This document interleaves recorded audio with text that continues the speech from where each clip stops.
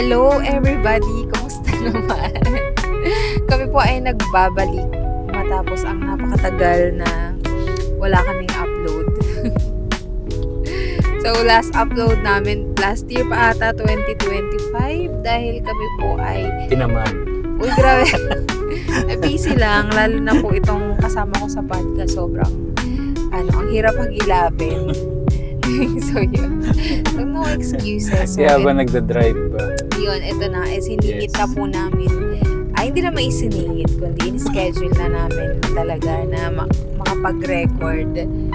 At salamat sa mga tita na kumupkup sa aming mga anak para makapag-record kami. So, ito habang kami ay nasa biyahe, i-record na natin to para matuloy na.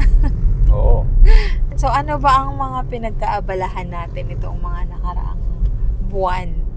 Huling upload natin, parang ano pa ata? Ano bang month yun? February ata yun. Last Uy, year. grabe, isang taon. So, yun, nasan ba kami? Anong ginawa namin? Yan, anong ginawa natin? Madami, di ko na maalala sa sauran namin. Ayun, ang naging busy lang po sa mga regular na gawain sa bahay, sa trabaho, sa ministry. So, wala namang sobrang significant talaga. Hindi lang talaga maipasok sa, hindi lang talaga pasok sa banga yung schedule. Thank you sa mga naghahanap ng namin, mga upload namin. Thank you King kasi naging kaming dun sa niya, ano nga tawag doon? Yung parang list ng mga ng mga pinapakinggan niya na mga podcast. Nasa top 3 tayo. Taray, di ba? Sa kakapaulit-ulit niya. Thank you, ito na talaga. Lalagi-lagi na namin to. Ayun. So, for our icebreaker question.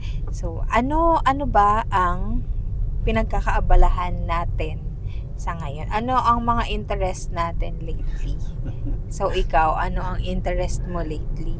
Siyempre, bukod sa trabaho, bukod sa ministry, dahil nga meron tayong upcoming na parents camp, kailangan natin pagsumikapan na mabuo yung lessons.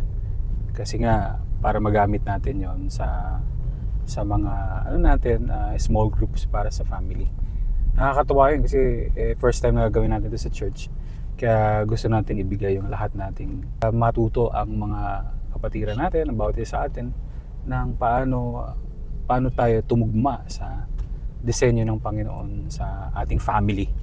At yung tinututukan ko talaga ngayon sapagkat alam naman natin na gusto natin baguhin yung bansa natin. Kailangan mag-umpisa tayo sa family natin. Nakakalimutan natin yon. Kaya yun ang pinagkakabalahan ko talaga ngayon, yung mga lessons doon at yung ituturo doon sa parents camp. Ako naman, ang pinagkakaabalahan ko ngayon, alam to ng mga suki ko kasi I'm really into baking ngayon talaga. So, baking lang brownies, ng Rebel Bar, mga ganyan. So, thankful naman ako dahil may mga nagpapabudol naman.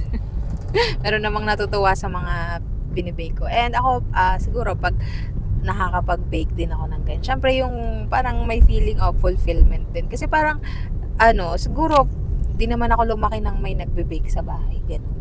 Mm-hmm. Diba? Parang di naman masyadong uso sa mga Pilipino yung nagbe-bake. Kaya pag nakagawa ko ng tinapay, parang di ako makapaniwalang ginawa ko. Yung galing na yun sa harina. Tapos naging tinapay. Parang gano'n. Kasi nagbe-bake din ako ng lately, ng white bread. Yung parang gardenia. Ayun. Tapos so, pag nagawa ko siya, parang naamoy ko talaga. Talaga parang di ako makapaniwala ba na nagawa ko yun. Ganong level of satisfaction. Ako na tayo sa ating topic. Na-topic namin to last year pa talaga.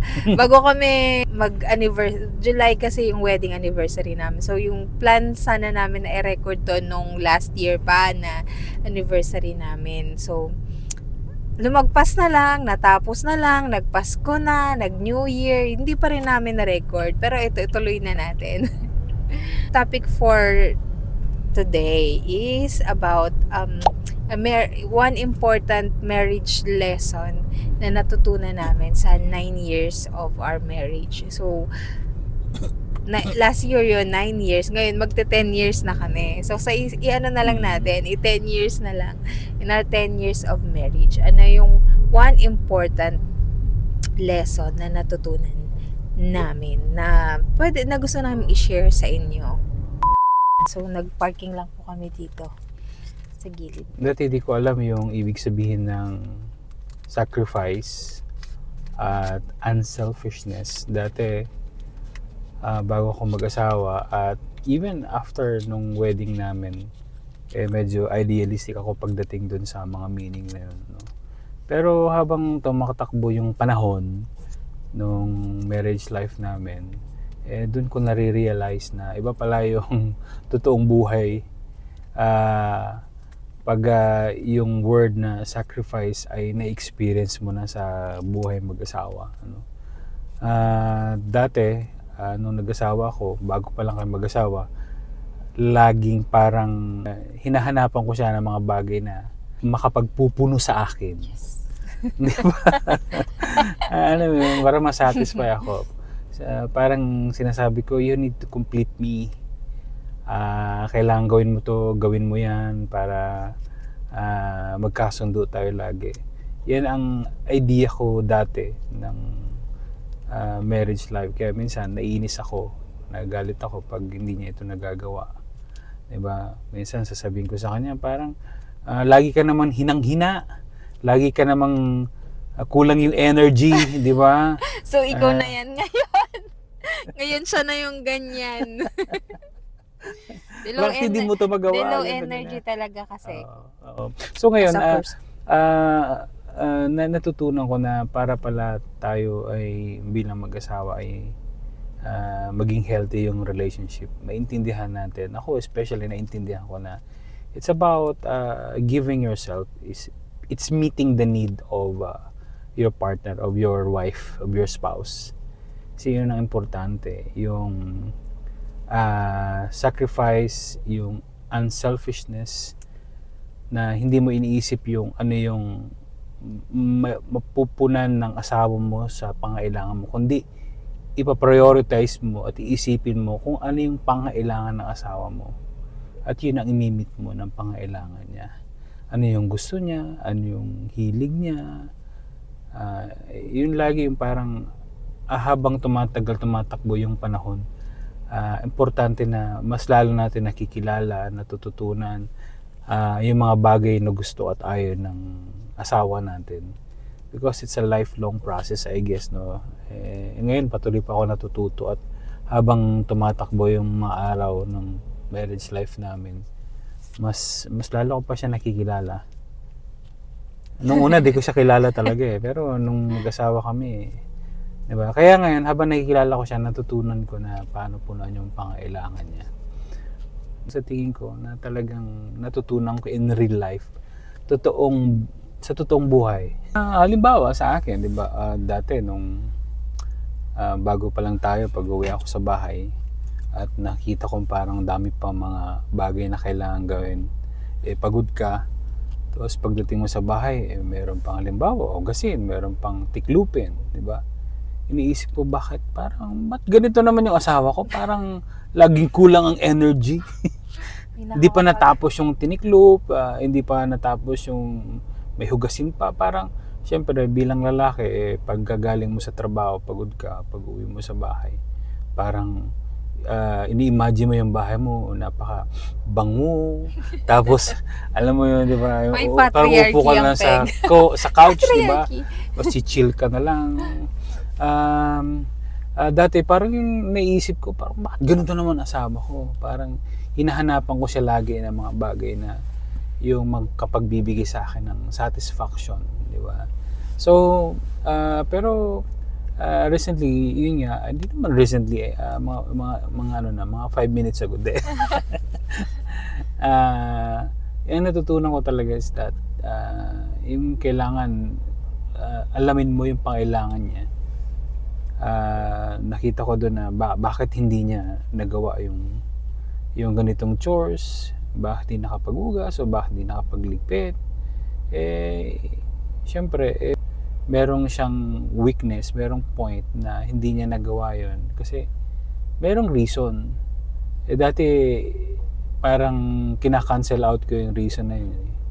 Kaya ang ginagawa ko, syempre nagalit, naiinis. Pero, nung matutunan ko yung sakripisyo, kung susundin yung pangangailangan niya, syempre magkukusa ka na tumulong. Kahit pagod ka galing sa trabaho, iisipin mo lang na ang asawa mo ay hindi lang naman niya nagpakuya-kuya-kuya sa loob ng bahay. Madami rin ginawa. Syempre, mag-isa lang siya. Wala naman kaming napakadaming katulong, di ba? So, syempre, kung ano yung may tutulong mo para gumaan yung trabaho niya at makapagpahinga na rin siya, sabay na kayo, tulungan mo na lang. Kahit pagod ka, gagawin mo yon. At masaya at along the way, na-realize ko na pag nasusundan mo pala yung pangailangan ng spouse mo, mas gumagaan din yung buhay mo at gumaganda yung pakiramdam mo. At nagiging maganda yung mga relasyon na. Matawa. Oo, siguro nga maano ko lang. Siguro yung mga early parts of our marriage is madalas din kaming mag-away. Madalas hindi magkasundo.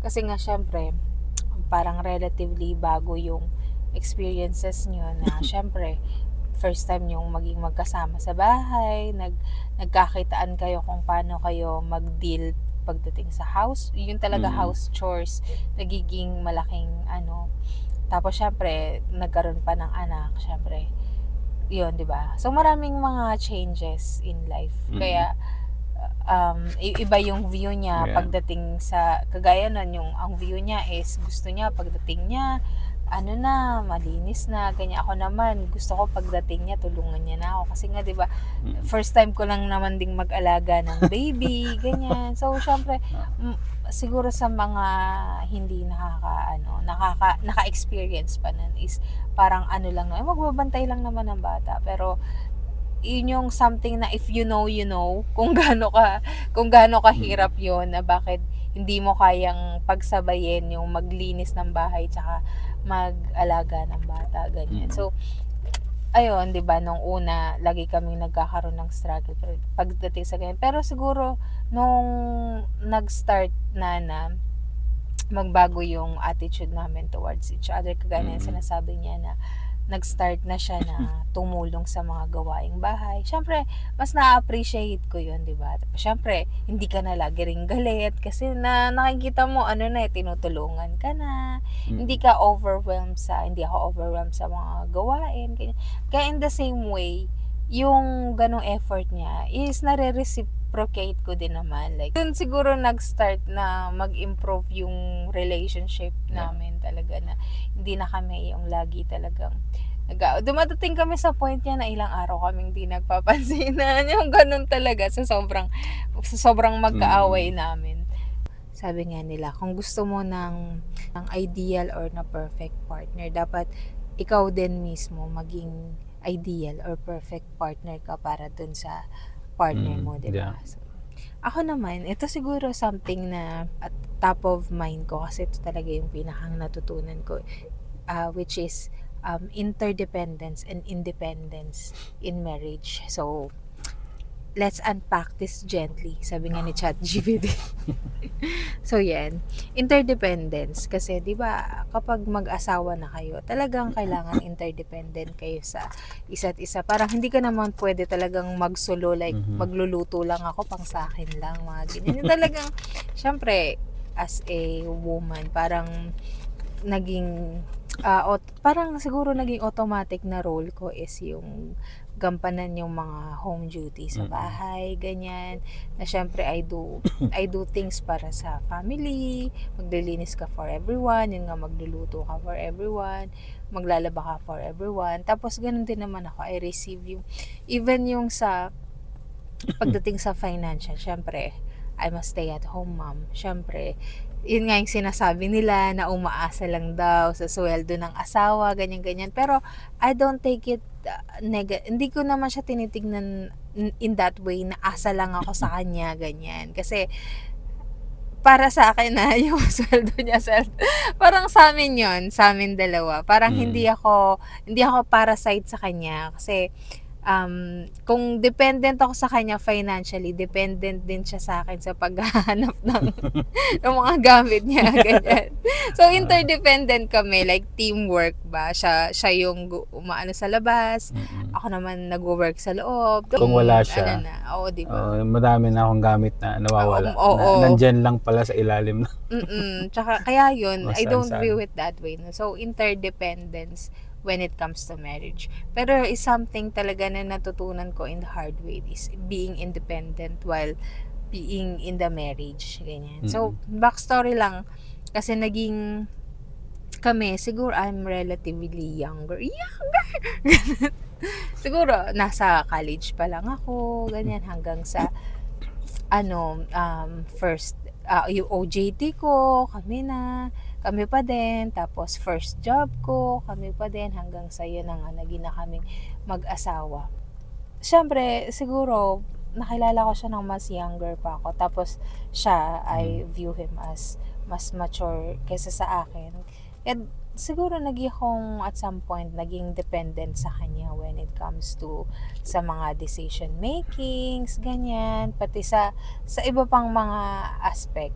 Kasi, halimbawa, yung mga first time kong, halimbawa, nakapasok sa mga nice place through sa kanya, siya yung kasama ko, kaya syempre dependent ako sa kanya kung ano ang gagawin, hanggang sa mga small things pa. Yun nga, sabi ko nga, when it comes to mga decision making, pati yung pagdating sa mobility ba?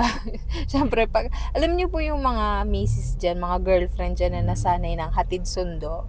Tapos kapag biglang wala yung maghahatid sundo sa'yo, para kang na-paralyze. Parang ganun yung feeling na parang hindi ka makaalis kapag pag wala siya, hindi ka na makauwi pag wala siya, parang sobrang na-hassle ka. Parang ganun yung na-feel ko. Kasi parang nasanay ako. Siguro one thing about him is, pupurihin na kita ngayon dito na he's Huwag mo lang ako kasi sambahin. he's very dependable na guy. So, ganun naman yun mga girls, kung mag-aasawa naman kayo, kailangan dependable naman talaga. Siyempre, ang temptation lang doon is maging dependent ka nga sa kanya dahil dependable nga siya, 'di ba? So, yun yung something na winner ko sa life ko, na even if he's dependable, hindi ako dapat maging totally dependent lang sa kanya. Entirely Kasi dependent. hindi naman all the time is nandyan siya, kasi syempre madalas pa yung mag-out of town. So, paralyzed na tayo.